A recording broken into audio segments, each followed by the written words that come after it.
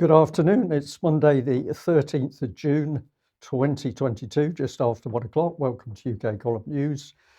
Your host today, well, I'm delighted to be joined in the studio by our very own Alex Thomson. We've also got our very own Katy-Jo Murfin, and I'm delighted to have David Scott bringing us northern approaches from north of the border. Well, let's kick off with probably some really bad news. Brace yourselves, because here he is. Today is the big day. And of course, whatever else is happening in the world, the United Kingdom has seen fit to award an honour to Tony Blair. Alex, I don't know what your immediate comment on this is, but a lot of people very, very unhappy. Well, indeed, because this isn't just any old knighthood, Brian. This is the Order of the Garter. This is a select 4 and 20, including Her Majesty, putting on special garters at their knees, which entitles them to be the sovereign's closest consorts. It's consultants, I should say, to avoid double entendre. But this is really, really quite exclusive. There's a lot of people who would kill for such an Order of the Garter, and the Queen has said that he's on her level of honour and chivalry by giving this. They'd kill for the honour. I think they have been killing for the honour, particularly in Tony Blair's case. Let's just remind ourselves, on the 2nd of June, UK column highlighted the young Ewan Blair, because he'd already received an award, and we said very sarcastically, "Thanks, Dad, I did it all on my own." What came out a couple of days ago was that the young Blair and his startup was already worth 1.7 billion. And I find this a totally sickening report. This can only happen, of course, with immense help from people in powerful places. David, don't know whether you'd like a quick 10 seconds on that, but can the average youngster in UK get themselves set up in business and in no time at all be worth 1.7 billion? Well, of course, Bill Gates did it, but then his parents were on the board of IBM and put a word in and said maybe IBM would like to take this new startup company under its wing. So yeah, it does seem to be who you know, not what you know, and it's striking how many people at the very top of industry are not as self-made as they might advertise. Yes, okay, all right, thank you for that. Well, let's do a little bit of an update on the war in Ukraine, because a lot is starting to happen there, and it's Severodonetsk in the east of the country, which is the critical place. And we have some bizarre reporting from the BBC over the last few days. Just have a look at this one, which we've highlighted with a blue arrow. So the Ukrainians are saying that the Russians now control most of the city, but the situation is under control. So the regional governor, Sergei Haidai, is saying this. And when you showed me this morning, Brian, I was put in mind of that a Napoleonic era French general who wrote about his left and right flanks having been blown up, and he was encircled, but he ended his signal, situation excellent, preparing to advance. And La Repubblica, if I remember correctly, certainly one of the Italian mainstream titles, reported when there was the last of these encirclements at Azovstal last month that the Ukrainians didn't surrender. They forced the nasty Russians to capture them to show what kind of people the Russians were. So propaganda overdrive there. Indeed. So let's follow it through. Here's some more BBC analysis. The headline, Russia having to resort to old artillery as it runs out of weapons. So this is more of the BBC trying to tell us that, of course, the Russians incompetent and falling apart. Just have a look at this little clip here on the right. It adds that Russia is massing fires with its artillery and air capabilities in an attempt to overwhelm Ukrainian defences. So they're having to resort to old weapon systems. They're failing. They can't do the logistics, but they're massing artillery and air capabilities, not in an attempt to overwhelm the Ukrainian forces. They're actually doing it. So we've just got a bizarre mismatch in the reporting. And if we bring in another block of text here, according to the BBC and the Ministry of Defence UK, without any evidence whatsoever, apparently the Russians are so incompetent they've run out of their modern missiles now, and they're having to rake up these older munitions in order to do the job. when the reality must surely be that the Russians have got to the point where they know that the older munitions will do the job for them. Well, they seem to be very capable at using spotters to correct their fire, don't they, Brian? You noticed that this in recent footage that they have two of the older howitzers on the ground. One will train shells on a target, and the other will be waiting to receive an order to fire on order from another angle. So that's pretty advanced stuff. And if you've got that, you don't need the latest kit. And of course, the Russians have a huge amount of artillery, and now rather than take casualties themselves, they're using that artillery. So the tragedy is that this war is continuing to run with the support of the West. But some of the reality is now coming to the fore, because even Zelensky is now having to talk about casualties. He's saying 10,000 Ukrainian casualties. Most people say this has got to be a gross underestimate, but at least casualties are now being talked about on the Ukrainian side, because we've had virtually 110 days of war, with the BBC, for example, not talking about the losses. But this is more of the reality, because now we've got arguments between the West and Ukraine. So Biden, the bad man here, because he said that the Ukrainians didn't take the Americans' warnings of the Russian attack seriously, and the Russians on the, and the Ukrainian on the right coming back and saying, well, it wasn't our fault, Gov, because we were actually asking for help way earlier. So the thing's beginning to fall apart, the wheels coming off the wagon. But if we just have a look at how this war has run, we've got a coup fomented by the West. Zelensky gets chosen and installed. Ukraine's media is taken over by BBC Media Action. And now you have a propaganda machine that knows no bounds, whether it's lies, misinformation, disinformation, rape, war crimes, or rebranding as of. This is absolutely spot on from you, Brian. I just need to interject to say even people following Ukrainian news in Ukrainian, and fairly intelligent people, are regurgitating the kind of stuff that finds its way into the British and American press because they're hearing it in Russian sources, Ukrainian sources. Sorry. Indeed. So we've added in here, Ukraine courted by the US, UK, EU and NATO with money, weapons, publicity, and what I'm describing as diplomatic grooming. Zelensky is puffed up to believe he can take on the Russians with military arms and military support. And again, this is something that the Ukrainians are using as talking points. Just any kind of intelligentsia when they speak to Westerners, especially Brits, they're saying, if only you gave us more weapons, we're certain we could win this war. So why aren't you doing it? And they're getting that from BBC-style reframed Ukrainian media. Okay, thank you for that. And of course, the Russian special operations starts, and Zelensky is effectively unleashed. Where does that go? Well, Ukraine's led to believe the US and West will support Ukraine's war at all costs, where we can see clearly this is not the case. Russia uses its high-tech weapons and destroys most of the Ukrainian Air Force, the strategic communications, weapon dumps quickly. So we have been able to see where this war is going for a long time, and it's not looking good for Ukraine. The war intensifies, increasing Ukrainian military and civilian casualties. Ukraine steadily loses key territory, but the West stalls Ukrainian-Russian talks and drives the war on. Where is the end going to be? Well, the end, we are looking at Ukraine destroyed as a nation state. But let's do something nobody else is doing at the moment and talk about the problems of Zelensky. We say that he's in a rat trap at the moment. How does that work? This is how it goes. Bring in Biden and the US, who were saying fight the Russians to the last Ukrainians. We'll supply arms, but of course it's lend-lease, so that's going to cost money. But we're not going to give too many weapons too fast so we can control the battle. And we're certainly not going to give the Ukrainians long-range missiles to do real damage to Russia. Boris Johnson, fight the Russians to the last Ukrainian, and we'll give you arms, but just enough to look good in the media, not enough to do the job on the battlefield. And if we bring in the EU, well, they're saying fight the Russians to the last Ukrainian, and they're going to say, trust us, join the EU club, but you're already bankrupt and dependent on the US.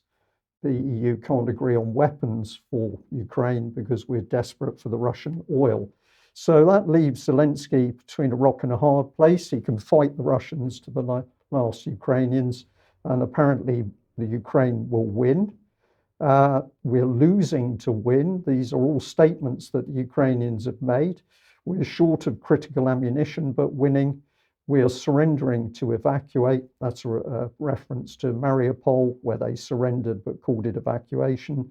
We're advancing to retreat. This is a common claim of advancing on the battlefield when in fact they've been retreating. Many of these come from Arestovich, the presidential advisor and spokesman, don't they? He actually uses this language. For those just watching casually, they might think you've made this up, but this is what Arestovich has been saying in briefings. Thank you. We're reinforcing with crack untrained militia who are young and old. These are not top troops, but we keep hearing that they're being used. And of course, they want more Brits and US and EU mercenaries to volunteer to come to Ukraine to be killed. Because, of course, we are fighting for you in Europe, they say. Indeed. So the rat trap is this. If Zelensky doesn't fight the Russians, he's likely to be disappeared by the US, UK and EU. If he doesn't fight the Russians, he's going to be executed for treason by the Azov Nazis that form a key part of the regime.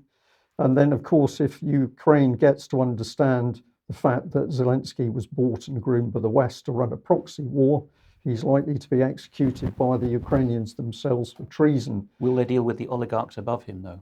Well, we don't know. So we just pop this one on screen to emphasize the point that, of course, this is what it's about. It's influence and geopolitics in Europe. It is nothing to do with helping the Ukrainian people. David, a very quick summary there to try and get people focused on how this war's really been run. Just a couple of comments from you. Yeah, the war was started because the West, NATO, said that the Ukraine would be part of NATO. The decision was already made. It was just a matter of timing. That forced Russia's hand.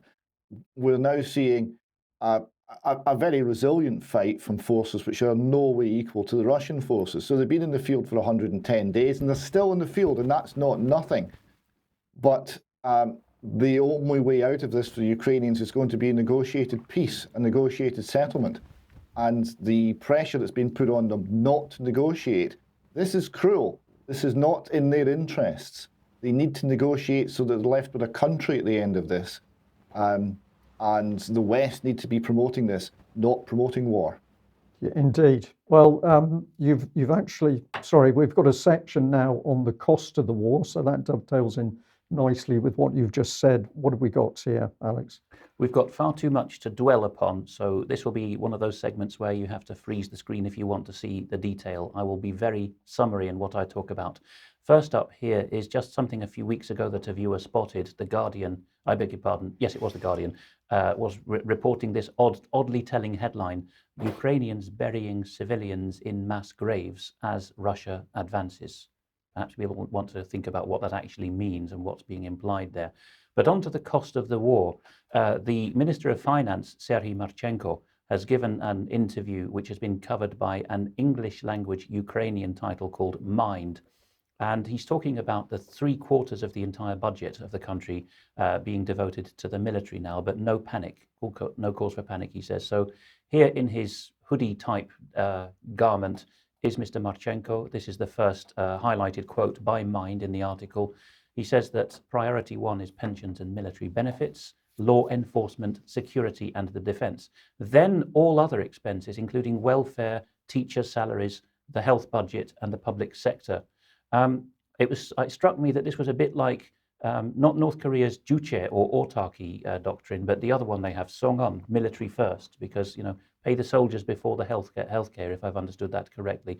But don't panic. So he's talking in far more detail than I can read out here about the economic downturn, shortfall in GDP. We'll get through this crisis. Everything's ticking over well. The government's fully functioning. Well, they do say that till the day that the government packs up in most of these regimes. Throughout the war, he says with a raised finger, there were no delays in the payment of pensions or military payments. Therefore, there's no reason to, well, I'm not going to capitalize on the bad English. He's not really saying no reason to think about the catastrophe. He's saying no reason to think there will be a catastrophe. But Right, and this is on the basis that, of course, it's US money that's paying for the whole system Absolutely. to work in Ukraine at the moment. Absolutely. It's on the never, never. It's ultimately Chinese money loaned to America that America doesn't have either. So what does Marchenko go on to say? He talks about the Economist interview he gave, which unfortunately is behind a paywall, but he was telling the world's oligarchs who read The Economist and fund it in mid-May, 14th of May, that it would be hard for the economy to sustain a long war. And he takes the Ukrainian journalists to task for putting to him that the Economist interview seemed to suggest that the Ukraine was on its knees economically. He said, no, read the original. Well, those with access may wish to, because he has fairly said, you must read what I really said. But the interviewer came back to him, the Mind.ua interviewer, and said, was everything you said about potential nationalization of industries also mistranslated? And he said, oh, that was completely something separate. And I said it could only be a a desperate last step. So never mind. He was then asked at the end of this interview, what about the sanctions from the new Western initiative?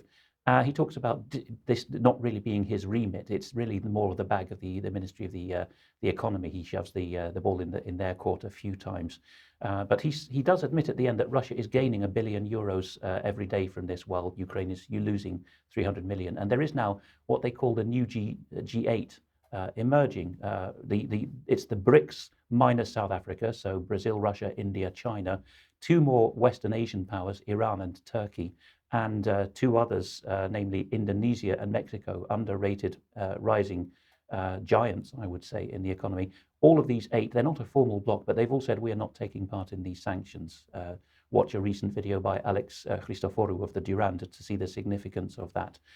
It's looking pretty bad, but we must crack on with the economy. Just in passing, Mind decides as an editorial policy to spell every occurrence of Russia, Russian, and Kremlin in lowercase. How grown up is that? And while I was capturing this piece, I found that Ukraine, which has, as people know, I think, who watch this program, one of the most advanced digital identity apps in the world now, even leapfrogging Singapore and the Netherlands because of this crisis of opportunity of the war, the DIA app. You can now apply to adopt a child through the DIA app. And on screen is the Deputy Social Policy Minister. Would you adopt a child from this man?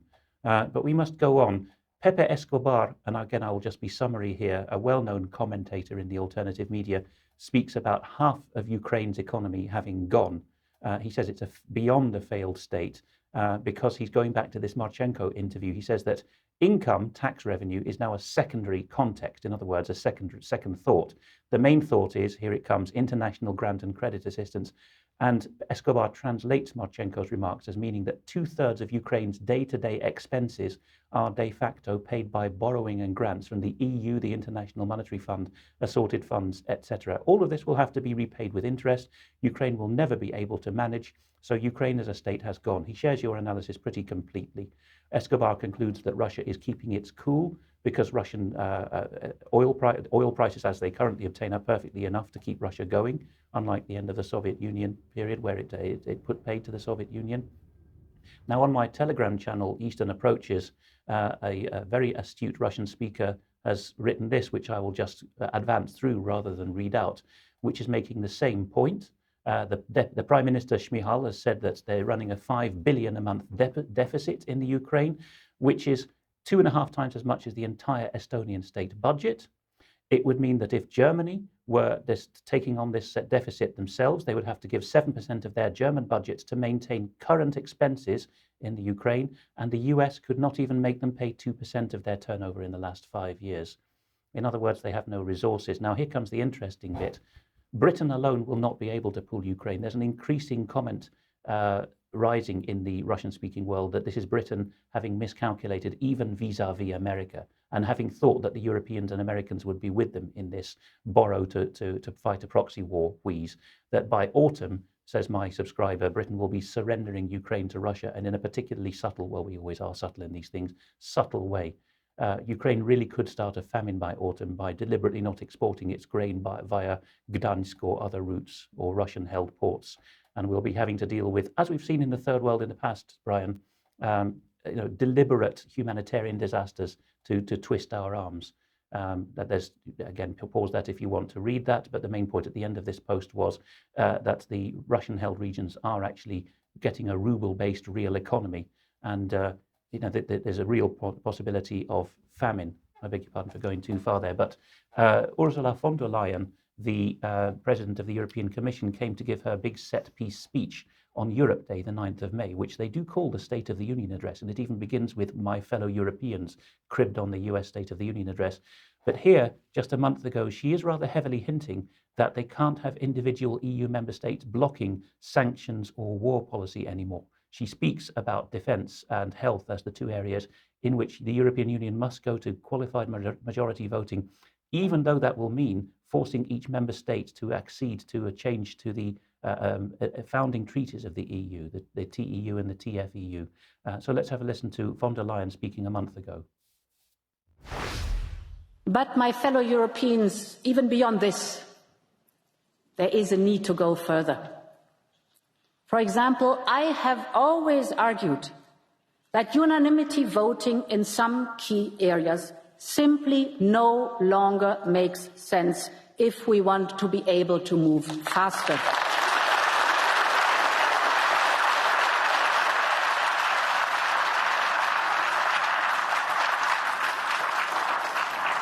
Or that Europe should play a greater role, for example, in health or defence, after the experience of the last 2 years.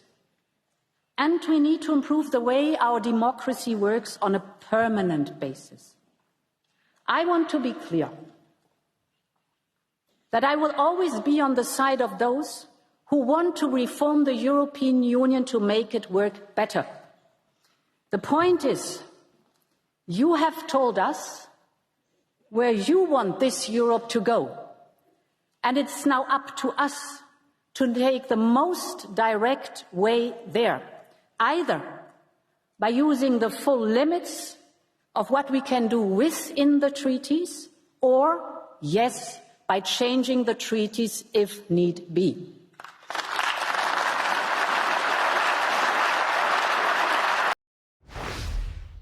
So if they can't get their way, they're going to simply drop the democratic part, Yes. such as it is. This is the Fourth Reich emerging. I'm It being is. deliberately provocative here. This is the EU, the Fourth Reich. We need to get the power on the ground quicker. We don't want votes to get in the way. Yes, it's a complicated structure in the EU, but people often think, well, the European Parliament is secondary to the Commission, the permanent bureaucracy, but technically and in the treaties that von der Leyen referred to, the top-level blocking ability, the vetoing, is the European Council, technically the Council of the European Union, which is able, because it was created later for this specific purpose, to say, hang on, we, the French, for example, any member states, are not prepared to go along with this. And that's the level that von der Leyen is now saying we need to whip out there.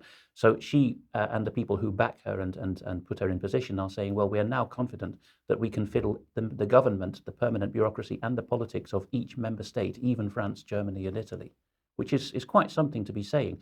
And you can see the fear, because what Rumsfeld used to call New Europe, a belt of countries in the east that want reasonable relations with Russia and in the Mediterranean, are not on board with the Franco-German, Italian sort of City of London-dominated thinking here.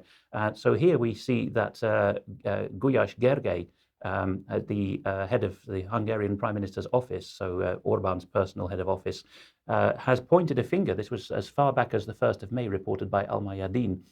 He says that we're getting a rap, even at that time, 1st of May, for having opened an account with Gazprom to buy gas. But there's 9 other unnamed member states which have done exactly the same thing, but they've done it secretly. He told a Hungarian radio station, Kossuth Radio, about this. So that the world is even the European Union is not much impressed by this drive for sanctions and unanimity and a majority rule defense policy in the EU. Going to other parts of the world, the Economic Times, an imprint of the India Times, covers Dr. Jaishankar, the Minister of External Affairs, so the Foreign Minister, making recent remarks that India's position is not so-called fence-sitting because it's one of the so-called new G8 that simply won't play along with these sanctions because they're not part of the West.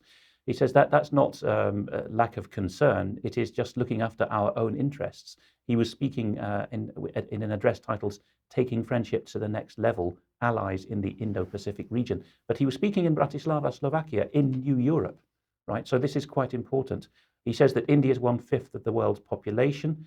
It's time for Europe to grow out of the mindset that its problems are automatically the world problems, but not vice versa. He says our rapprochement with China happened well before the Ukraine war. Come on, guys, this isn't a clever argument to suggest it was Ukraine caused. Jaishankar also says the world can't be Eurocentric anymore, and he goes on to make reports about India's decision to keep purchasing Russian oil and also to limit its wheat imports to selected buyers. He rebuts the claim that they're becoming a closed market and says we do export wheat, but we're just not going to be one of those poorer countries anymore that are told whom to sell our raw materials to in lockstep. So there's nothing really devastatingly new here. It's just that India is actually saying openly now we are not prepared to have to be messed around anymore in this. And we're putting this information forward to the audience, Alex, when in fact, if we look at mainstream media in UK, we look at the BBC, this story is simply not being told. No. They don't want the embarrassment of saying, excuse me, well, actually, that people are moving away from the European Union. The speeches of foreign ministers who, in this particular case, even say, I represent a huge slice of the world's wealth and population, but certainly mid-ranking ones as well, they're not covered unless they are being a lackey to the West or they're coming out shaking their fist like Dr. Mahathir Mohamad used to. Then they come out, then they get trotted out for mockery. Otherwise, they're just ignored. Just to reinforce that point, an excellent rising website called The Cradle, which is thecradle.co, covers the Venezuelan-Iranian state friendship. And so the presidents here are talking about a rapprochement. And the Venezuelan president, Nicolas Maduro, while visiting Tehran, talks about the end of US military dominance in the world, a time of geopolitical transition that will define the destiny of the 21st century. And he thanks Iran for having helped it overcome unilateral US sanctions that nearly destroyed Venezuela's oil industry. This genie is out of the bottle. Meanwhile, however, the United States, here it's Dernser, the director of the National Security Agency, who also heads up the cyber effort, General Paul Nakasone, has told a British channel in an exclusive, Sky News, that his hackers, so that's the equivalent of the GCHQ and CESG hackers that I used to work with, they are already working on behalf of the Ukrainians. You could say that in this regard, the United States has already declared war on Russia because the US is very explicit in its doctrine that cyber is a domain of warfare. So Nakasone has told Sky News that they are, he was speaking in Estonia, that every single day he's concerned about Russian cyber attacks, but he confirmed to them for the first time that the US was offensively hacking, that must be in Russia, in response to the Russian invasion, full spectrum hacking.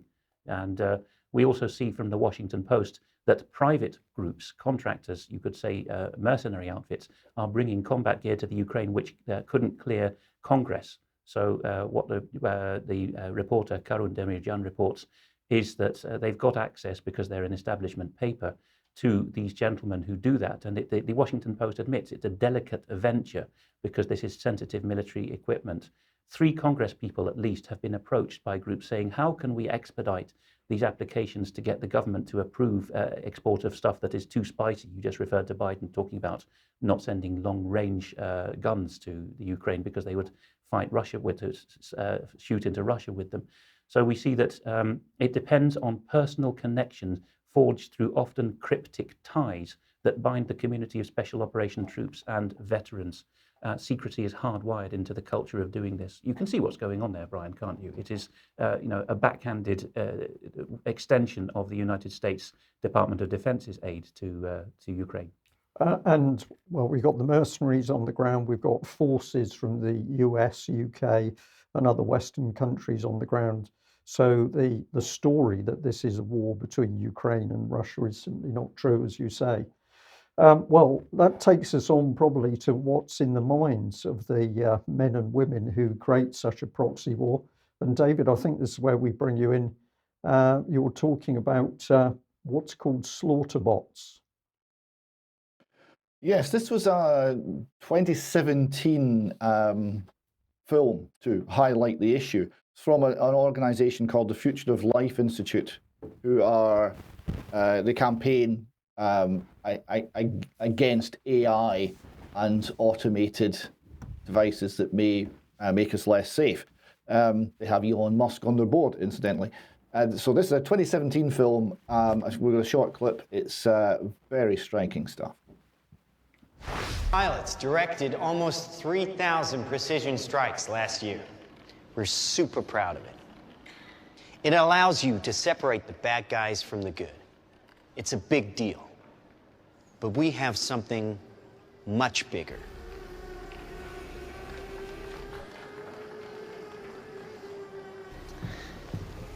Your kids probably have one of these, right? Not quite. Hell of a pilot? No. That skill is all AI. It's flying itself. Its processor can react 100 times faster than a human. The stochastic motion is an anti-sniper feature.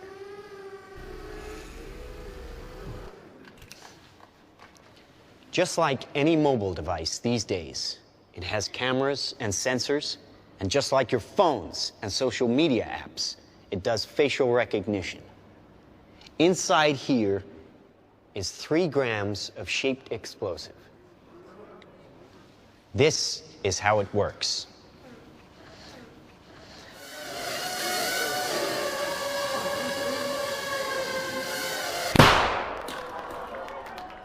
Did you see that?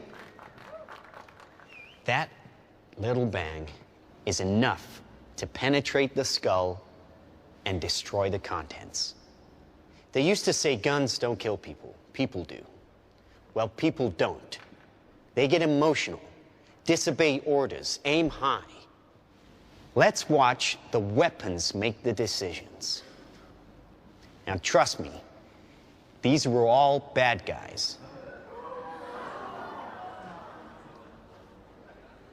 Now that is an airstrike of surgical precision.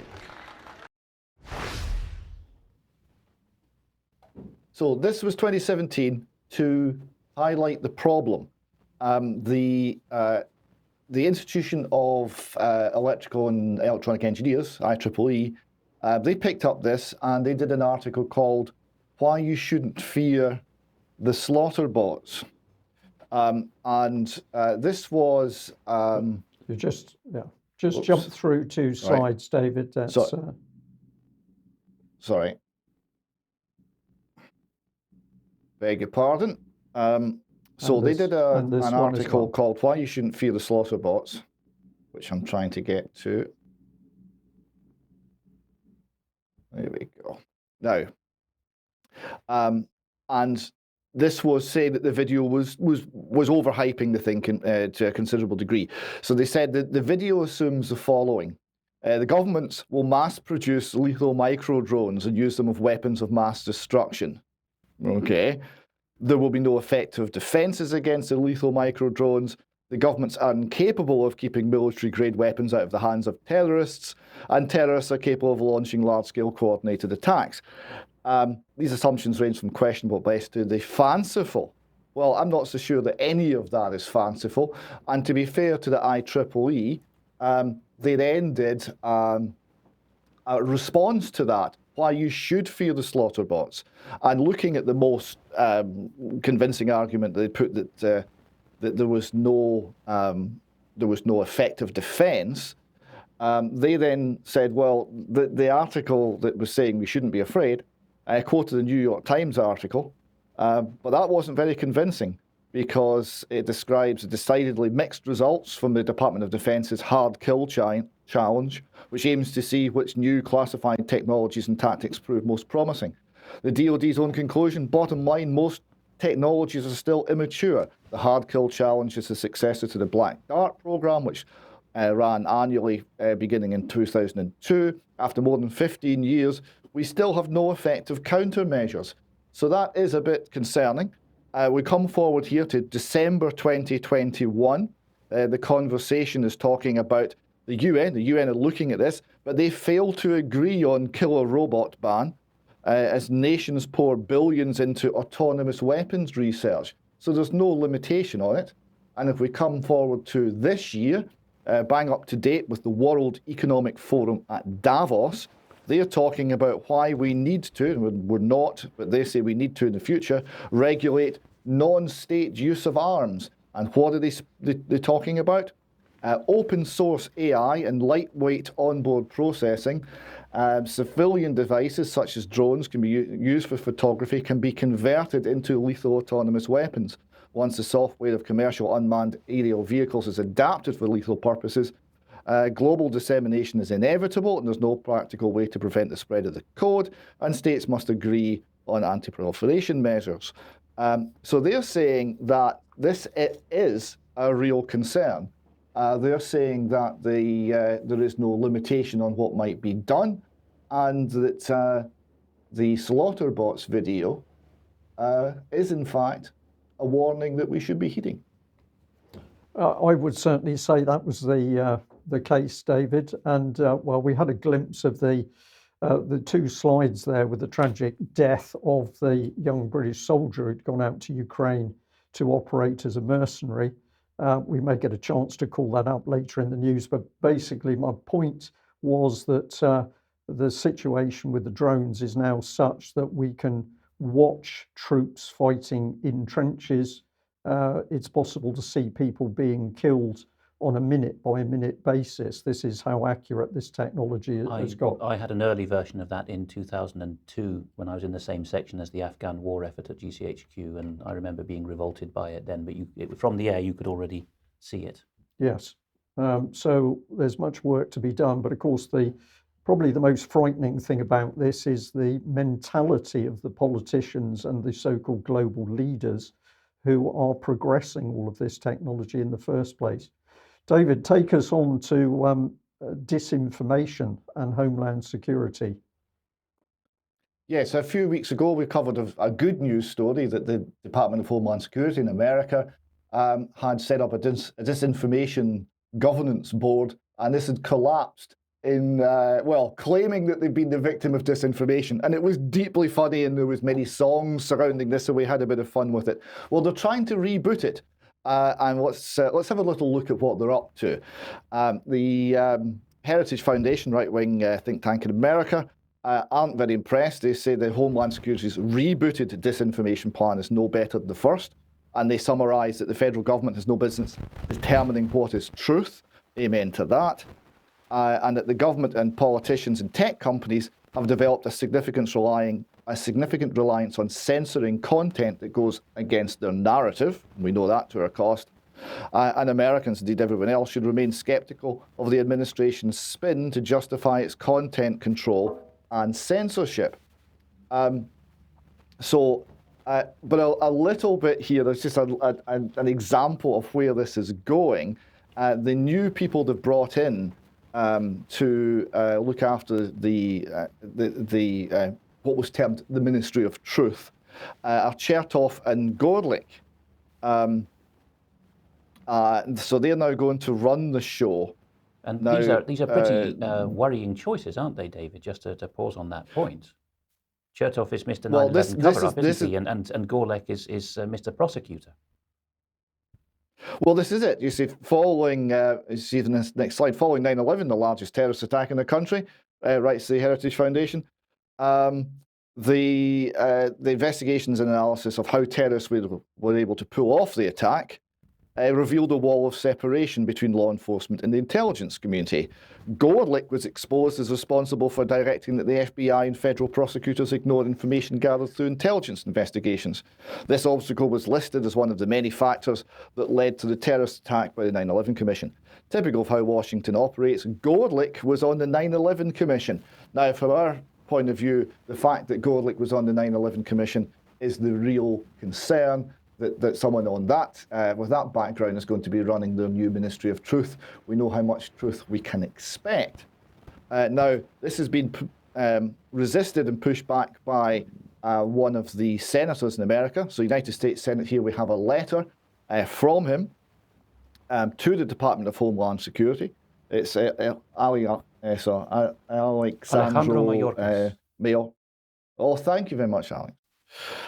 So he writes that documents show that contrary to the DHS's May 4th, 2022 testimony to the Senate Committee on Homeland Security, the Disinformation Governance Board was established to serve as much more than a simple working group to develop guidelines.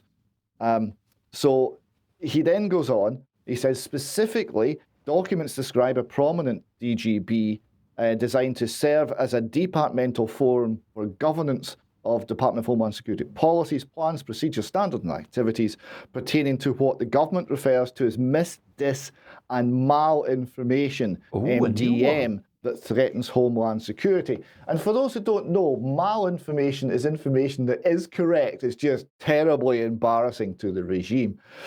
He continues, documents also suggest that the department has been working on plans to operationalize its relationship with private social media companies to implement its public policy goals. That's a quote. For example, we obtained a draft briefing notes prepared for a scheduled April 28, 2002 meeting between Robert Silvers and Twitter executives Nick Peel, head of policy, and Yoel Roth, head of site integrity. So that's a public-private partnership, gentlemen. That's how it's going to be run. It's a mixture of big tech and government. It's going to be censoring everything that you see on all channels. And he finishes off here, collectively, whistleblowing allegations and documents we've reviewed raise concerns that the Department of Homeland Security could be seeking an active role in coordinating the censorship of viewpoints that it determines, according to an unknown standard, to be MDM, by enlisting the help of social media companies. And he finishes off, the First Amendment of the Constitution was designed precisely so that government could not censor opposing viewpoints, even if those viewpoints were false. So it seems to be that the Department of Homeland Security, having lost the plot with the Disinformation Governing Board, are just doubling down.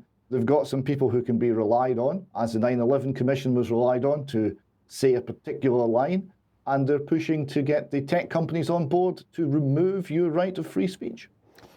Thank you for that, David. I'm just going to jump in there and say, and of course, what they're really telling people is how afraid they are of factual, truthful information, because they've got to have a system in order to falsely label information and prevent it from spreading to the wider population. So we're being told very, very clearly now that the real fear of those who would take even more power, they're in power, but they want more power, is that they cannot have truth coming out from anybody, because this spoils the narrative. One of our subscribers has just said in the comment box that Biden let slip in a recent interview that if it was up to him, he would put oppositionists in jail, which is that which we accuse our Eurasian adversaries of doing, isn't it? But the Americans have learnt a lot from the Brits, putting things in what we would call a safe pair of hands, pre-cooked inquiries. We're decades ahead of the Americans in that, but they seem to have learnt from us. Whether that's a good thing or not, I don't know, Alex. Well, what we would just say at this point that if you like what the UK column is doing, please join us, come on board. We need more people to become subscribers to UK column. The agenda is to grow and expand the work that we're doing, and we can only do that with your financial support. Of course, if you want to come in and shop, that's a big help to us straight away.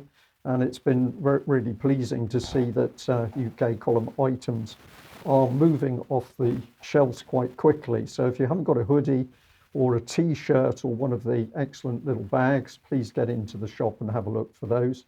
And of course, the key bit that we're always saying is that the information that UK column puts out is designed to go as far and wide as possible. So if you can help take that load and share information, then we're thoroughly delighted. Now, of course, over the weekend, Mike Robinson and the team did a lot of work in order to put on yet another symposium for Doctors for COVID Ethics, and very pleased to say that that all ran extremely smoothly. I think we might have a little bit of video clip to show what happened here. Is that the case? We'll see what happens. It may just be being queued up, but it is really quite an It impressive... might be in the slide. Let me just see what happens. We don't, I think. We've just Okay. been notified through the door. All right. Apologies for that, but this was a really tremendous event, and we've got to say a very big thank you to everybody that helped make it happen. There's some new faces in there. Dr. Sylvia Behrendt in Vienna, for example, is just one I would highlight as a particularly incisive legal mind. So you don't think, oh, I've heard this crowd before. You haven't heard all of them, and even those who are regulars, you haven't heard everything that they have to say.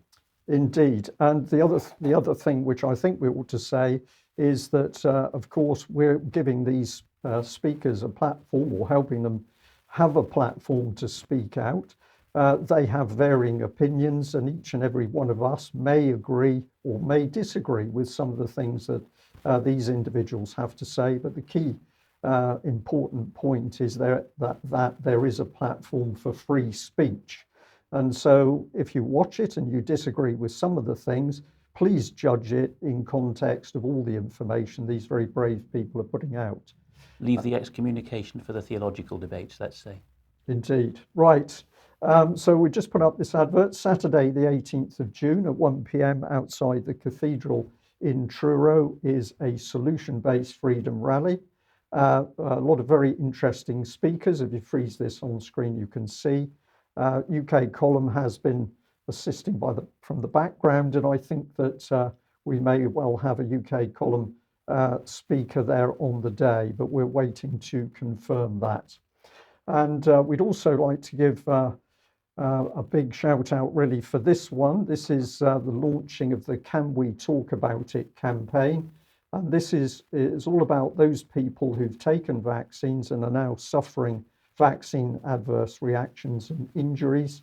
And it's so important that these particular individuals have somewhere to go. And of course, their key statement is that they found to date that it has been very difficult to get anybody to pay attention to what they're talking about, with the exception of some MPs who are now starting to take notice of what they're saying, and also people inside the NHS who are recognising that something has happened as a result of vaccines being administered. You can freeze the second part of it on screen here to read the small print, but I think this is a very worthwhile organisation and campaign. And we 7 p.m. for those in Britain. Okay, thank you for that, Alex. Now, you've got a little bit of comment here, I think, Alex. Yes, I think we'll let Katy-Jo talk about this in a moment, but just to set the scene for her, Her Majesty's government is now pretending in all seriousness that it has just discovered that if people are shut away and are lonely, that they will suffer mental health distress. They even have a quotation from the Minister for Civil Society and Youth, which I think is a title that in many previous totalitarian regimes they would have had such a ministerial portfolio. But anyway, Nigel Huddleston says loneliness can affect all of us. There is no mention of the elderly in this press release when I scanned it. There was in fact a particular focus on the young and the sexually different, completely wiping out the traditionally most lonely section of society, namely the elderly. Just to point out how egregiously disingenuous this is, let's highlight one of many pieces on the website which would fit the bill here. Ian Davis writing in July 2020 under the title Lockdown Deaths, Not COVID Deaths, a long and comprehensive piece, but just one section here speaks about the fact that it was, and I say fact advisedly, I know the word is overused now in that phrase, but the fact that it wasn't COVID-19 that killed the majority of people who spiked in deaths during lockdown. They lost their lives because they either couldn't or wouldn't access hospital treatment. The most vulnerable, particularly those quiet and suffering elderly, again, were sent letters telling them to stay at home to protect the NHS, and they duly complied, more than the young or other sections of society would, but they did.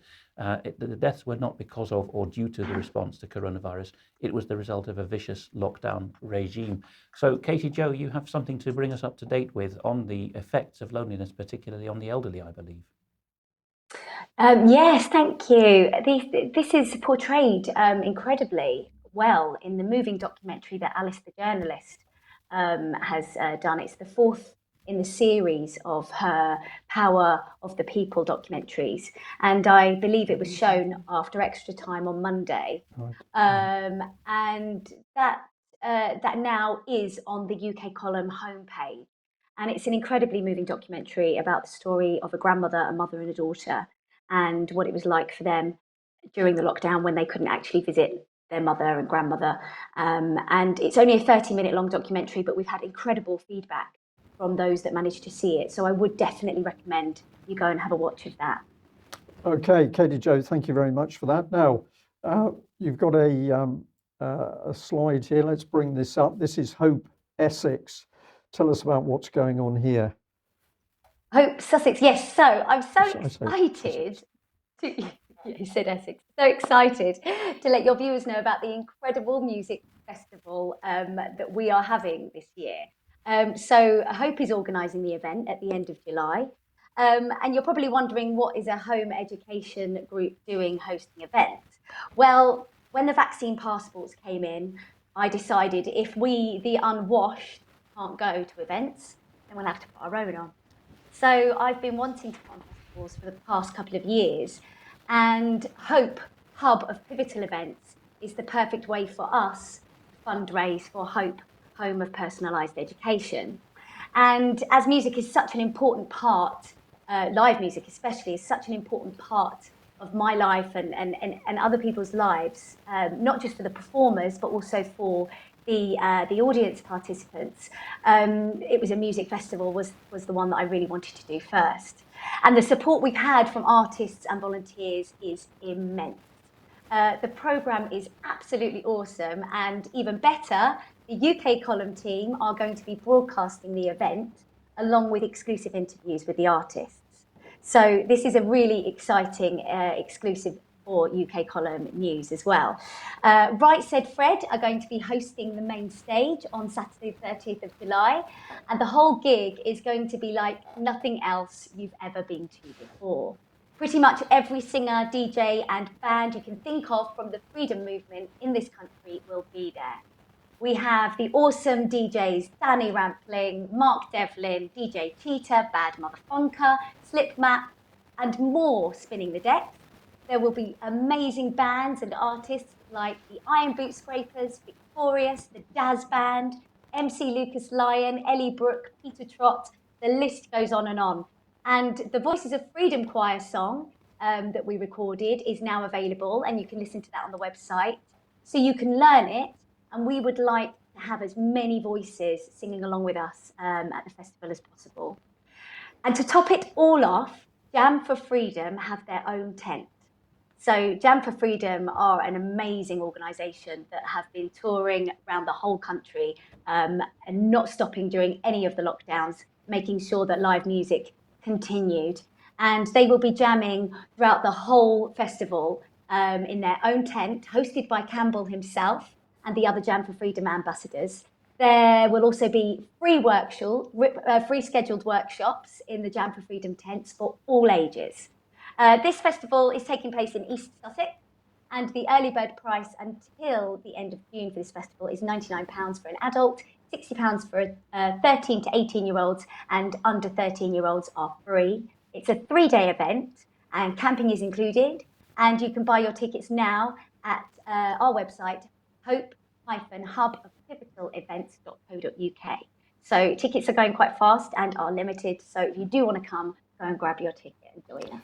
Yeah, Katy-Jo, thank you very much for that. It's a wonderful thing to start to see people doing very positive things to bring people together and for people to enjoy themselves. So that has got to be a very good thing.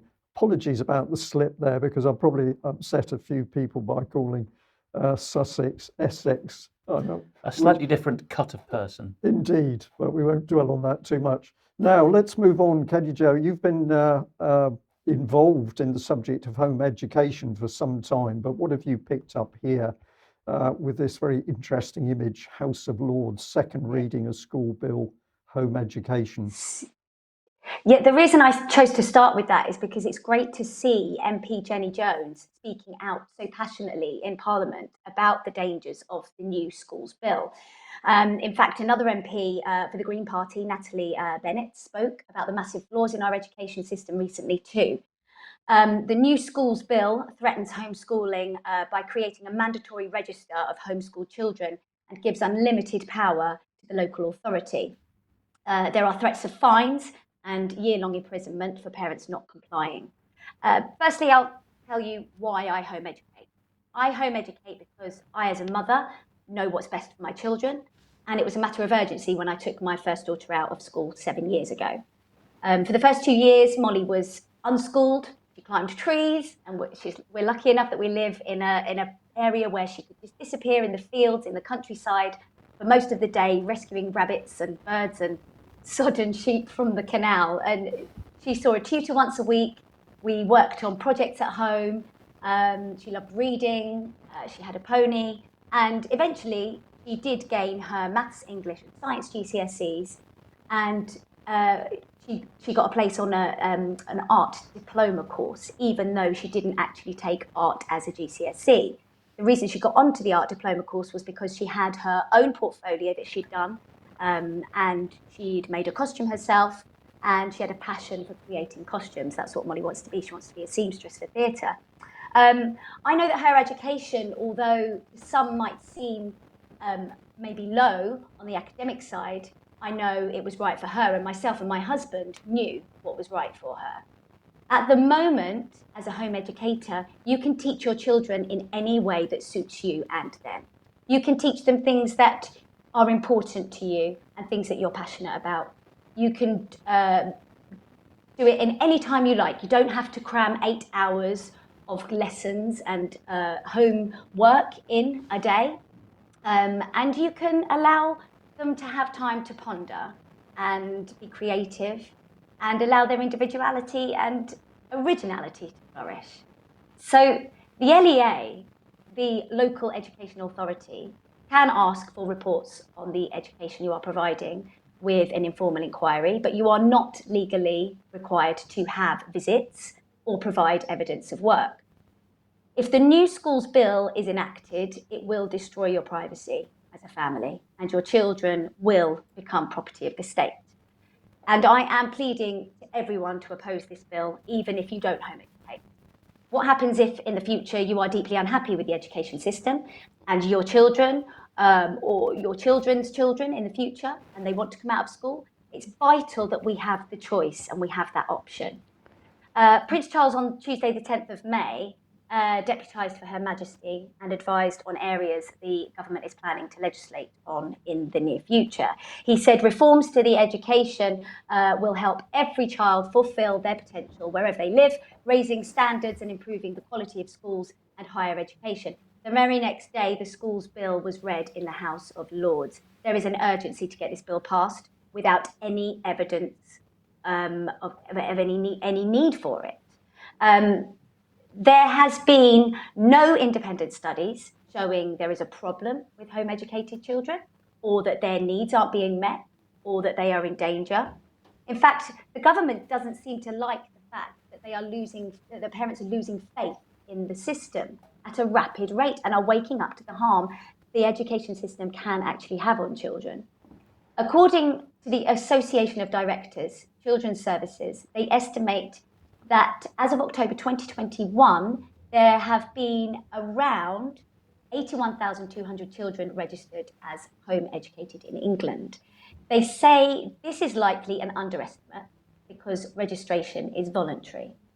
Compare this to 60,500 registered as home educated in 2019, and you can see the huge rise since the pandemic. In 2019, a survey carried out by Channel 4's Dispatches showed 93% of responding local authorities reported they don't feel confident they're aware of all the home educated children living in their area.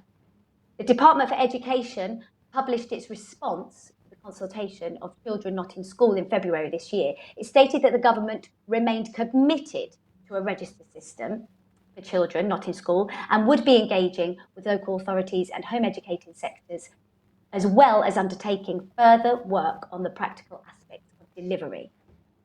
And Consultation emphasised. Those were the graphics that were being showed. For those listening in audio, you might want to go back to the video of this news because on screen intermittently while you were speaking was that government response. Lovely, thank you.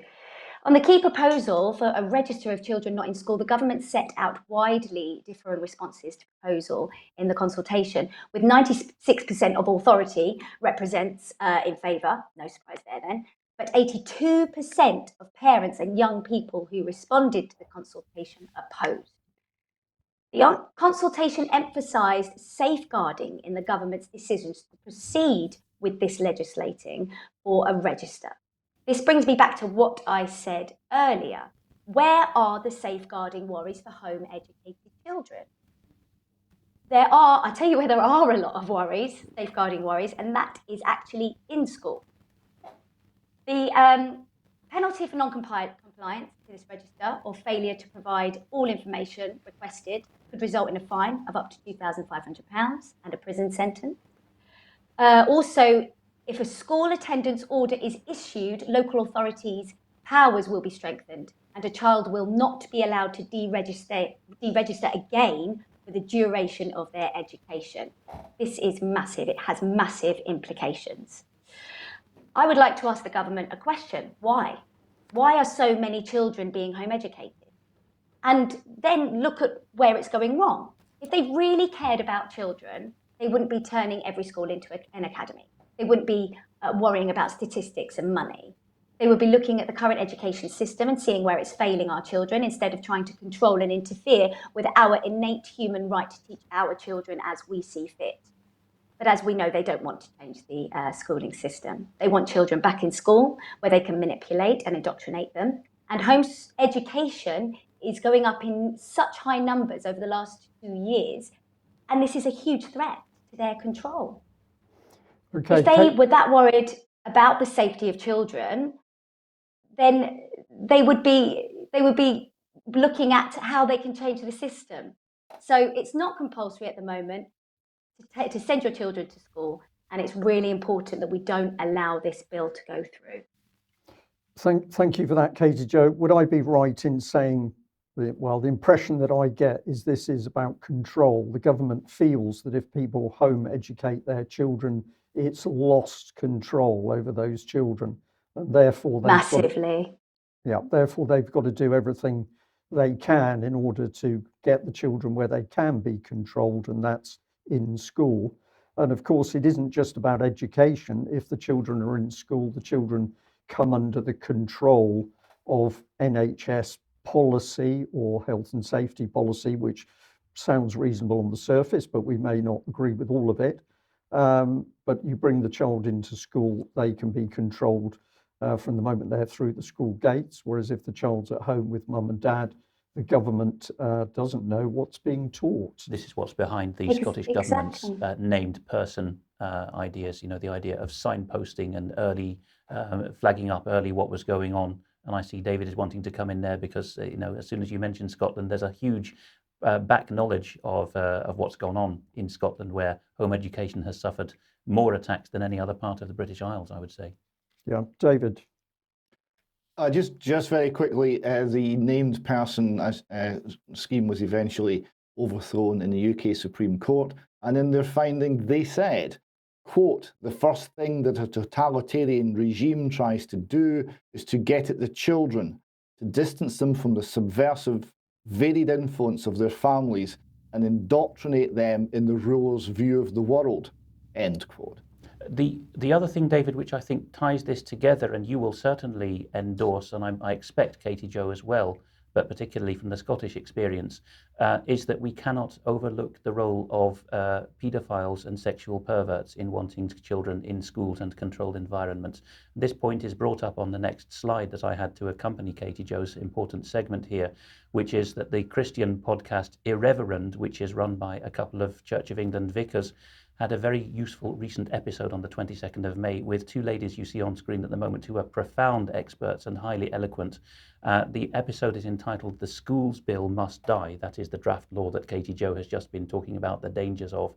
Here is the write-up for the episode, which people can freeze the screen. But don't skip listening to this, even if you think you are well up, whether you're in Britain or elsewhere in the world, on the threats to home education, because one of these ladies in particular draws out how there's a link through to social services, which, as we know, is a well-known environment in which the abused children, where there are abused children, are routinely given back to the abusive parent and the abusive officials. And this is being brought out very strongly, that if it's a single parent who's fled abuse, who is home educating the children after the breakup of the family. Often, if this bill goes through, the local education authority would be able to legally oblige them to say where they lived, and this information would, of course, get back to the abusive parent. Yeah, indeed, totally agree with that. Where does that take us now, David? I think that moves us on to, where are we? You've got vaccines in Germany. This one is mine before, Is David. it? It's the Okay. same issue, but I'm just going to lead into it from Germany. So from a month ago, we have a blog on Substack called Second Smartest Guy in the World. I like the modesty.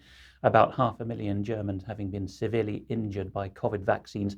This is now a survey by La Charité, the very hospital where Christian Drosten hangs out, widely described now as a fake professor who wrote the PCR test specifically for COVID in a very questionable way. Now, La Charité has got far more detail than I will go through, but they have done a typically thoroughly German assessment, greatly embarrassing the German Public Health Institute, the PEI. And this is a well overdue study, really. And we see here in bold in the write-up of the study that they're now getting in the Marburg Special Outpatient Clinic 200 to 400 emails a day from those affected by COVID vaccine injury, and the waiting list is 800 patients. And to accompany that, the Daily Skeptic is reporting that the Bundestag has got a committee of experts which has now got a draft report finding no evidence that lockdowns did anything.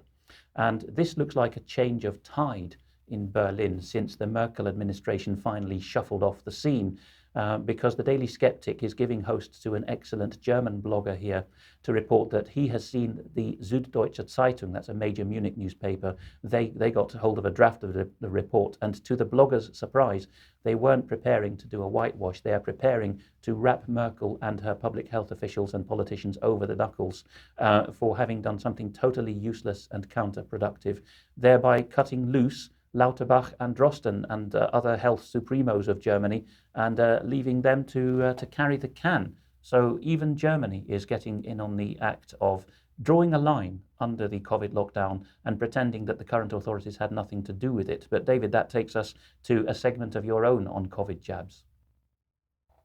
Yeah, this takes us to Canada. We have a video here. This is one of the first vaccine compensation claims, which has been settled by the Canadian government.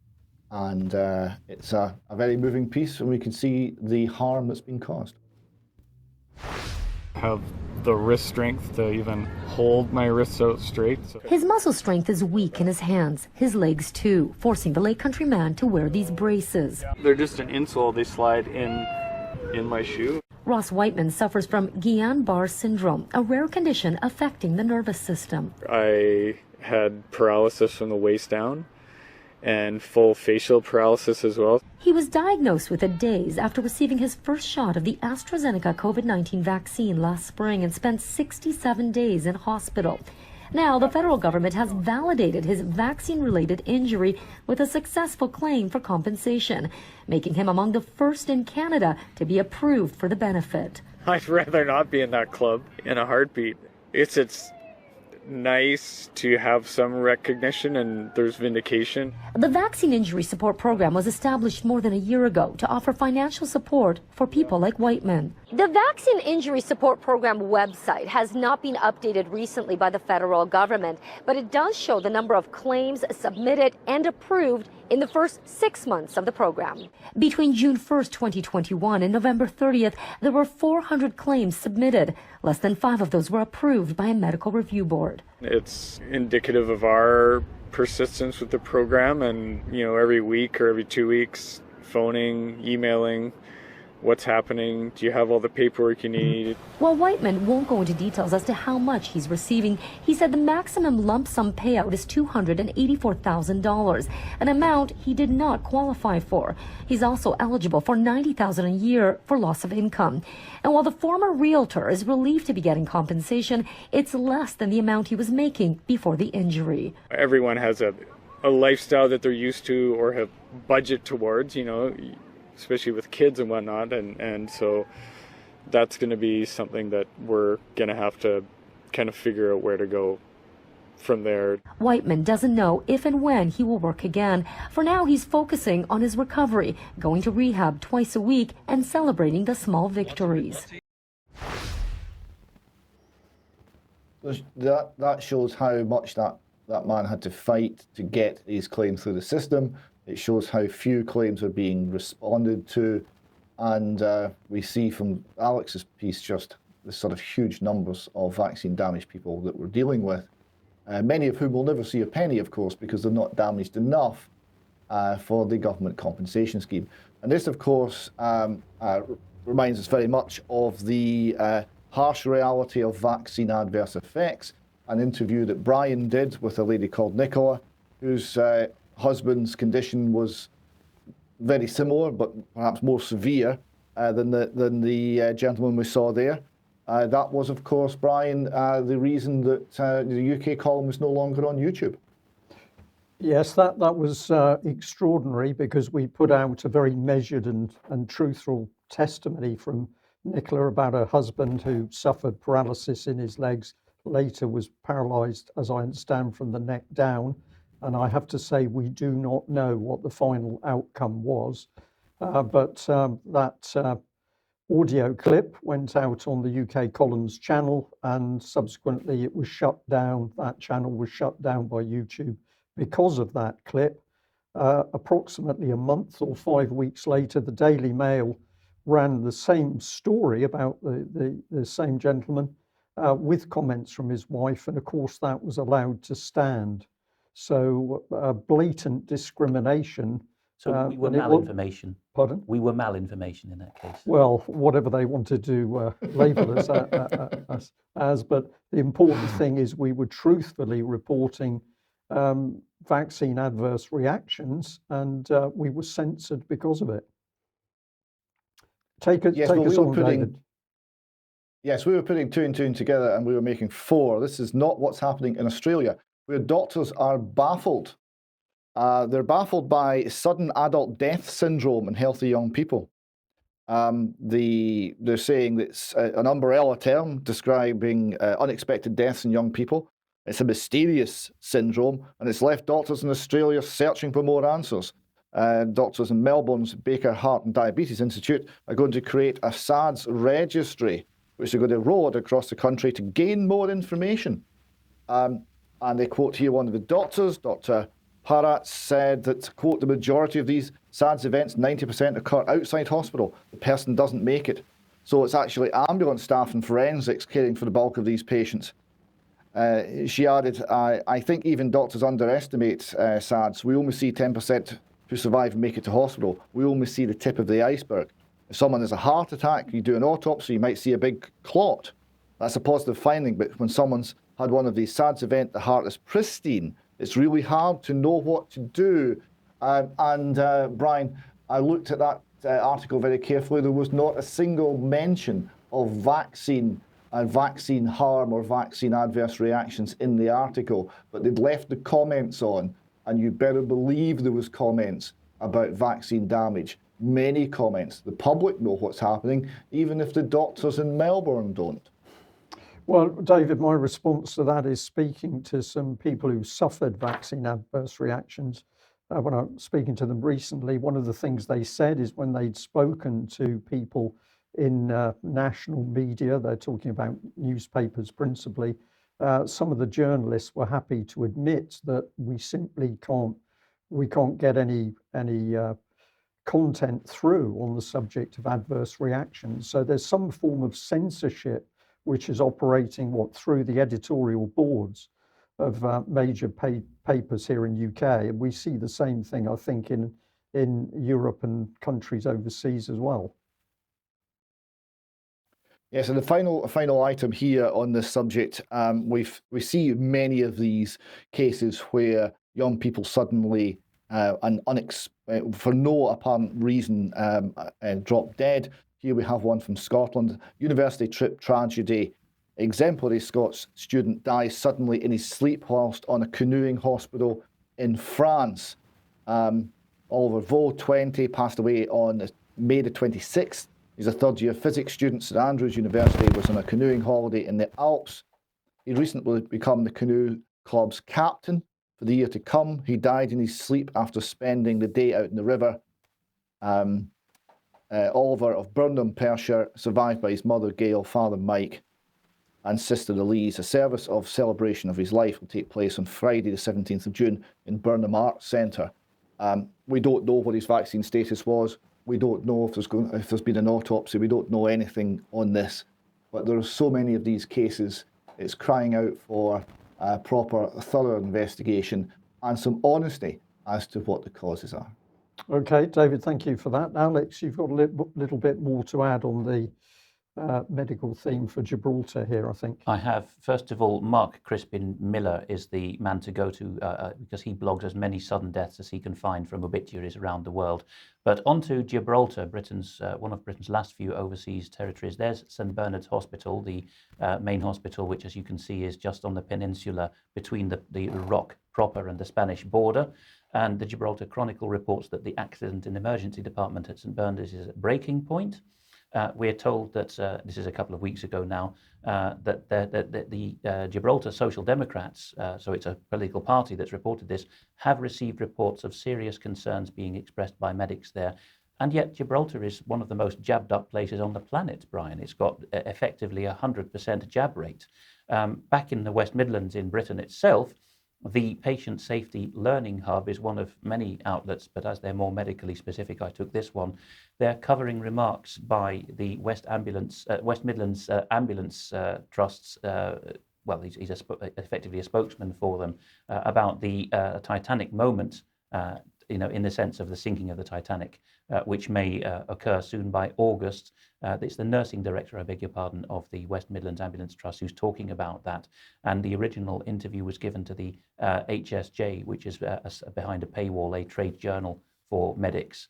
And he's talking about, Mark Doherty is the name, the West Midlands Ambulance Service man, saying that patients are dying every day from avoidable causes caused by ambulance delays, and that he couldn't understand why NHS England and the Care Quality Commission were not all over the issue. He speaks of handover delays, and the local newspaper, formerly the Birmingham Mail, but now Birmingham Live with a Love Ukraine heart, has covered this as well because it's local to them, talking about the total collapse predicted. So Mark Doherty is talking about an exact date in mid-August, the 17th of August, the day when it will all fail. He says it's a mathematical certainty. But he goes on that there is a large number of medically fit patients blocking beds, which he says is a criminal thing to be allowed to happen because he's got teenagers dying on the street from things that if his crews were able to respond to, they could be saved. Monetary details are then described. Fortunately, just before we get to that, ITV is reporting that West Midlands ambulances are waiting up to 35,000 hours a month to hand over to patients. They too are picking up on Mark Doherty's remarks, and they pick up on the fact that he had already told a meeting of councillors in one of the counties his trust serves, Shropshire, that he'd given them this date and that they would be losing a third of ambulance resource by that date, hence his mathematical certainty that the sort of service will fall over at that point and, quote, we won't get an ambulance to anybody. So the local politicians do know this. Now, fortunately, Debbie Evans, our nursing correspondent, has pulled her thoughts together on this under the heading, The Ambulance Crisis, how much of it is ambulance related. She has already given an interview on this to Jessie Zurawell on the Perspectives show on today's News Talk Radio, tntradio.live. She's done 3 episodes. It's becoming a weekly fixture now, talking to Jessie, and the latter of them was largely about the ambulance crisis. She writes there about people dying in ambulances, waiting for ambulances, crews constantly being kept off the road because they're waiting hours before they can hand over to A&E doctors, that's emergency room doctors. She's also, Debbie's talking about the social care waiting list, which is keeping people in hospitals who could be discharged to care. And she's also talking about the odd categorization of ambulance responses, particularly for people suffering strokes who are no longer category 1. But the excuse given is they need a specialist stroke unit sent to them, and that might take 2 or 3 times as long as dispatching a regular blue light call.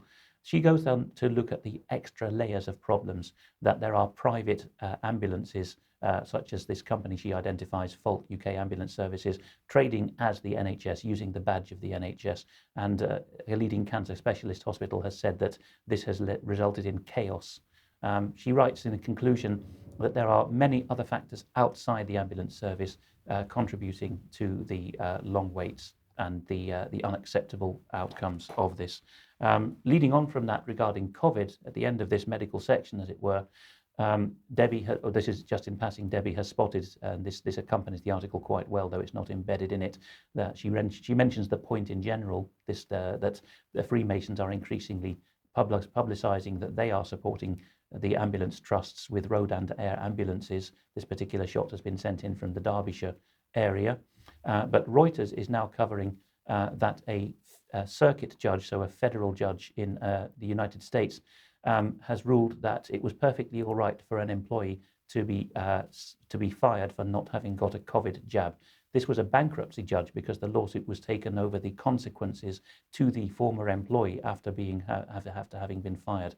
Circuit Judge Michael Gerrish has had his opinion now released from the Third Circuit. This was something that doesn't usually happen, a judicial misconduct case, because the sacked employee wanted to say that the original judge had caused misconduct by allowing the employer to get away with it.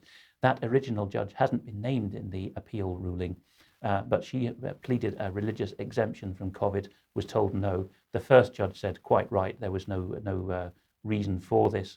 The original ruling is there for those who want to find it if they want to search for the words on screen. It is February 22nd, 2022 as a filing, but more recently publicised. And there we are. The ruling itself says there's no evidence of improper bias or an otherwise discriminatory motive on the part of the judge who's being complained about. This undue hardship is the issue here for those interested in law. It's a very hard bar to cross because you could basically you can say almost anything is acceptable for an employer.